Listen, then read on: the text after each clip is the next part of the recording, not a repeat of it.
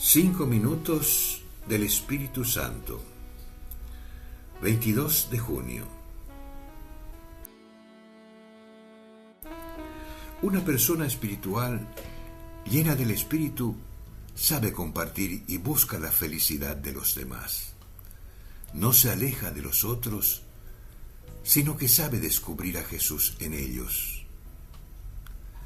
Hay personas que se creen espirituales, pero en realidad están llenas de rencores y de orgullo, o no son capaces de hacer feliz a nadie.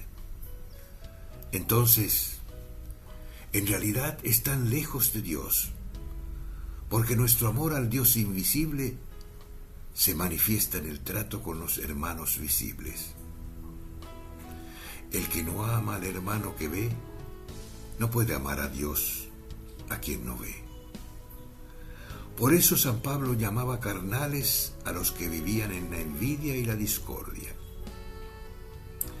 Mientras los criterios de este mundo nos invitan a pensar en nosotros mismos, a acomodarnos lo mejor posible, a desentendernos de los demás, a consumir, a comprar, a no participar, el Espíritu Santo quiere impulsarnos siempre a la unidad, a la participación, al encuentro. Su impulso divino busca que todas las cosas y todas las personas se vayan armonizando en una maravillosa unidad. Él es amor que une personas.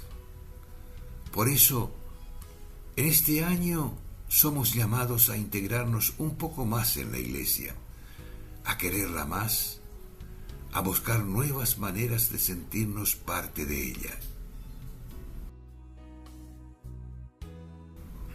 Cardenal Víctor Manuel Fernández.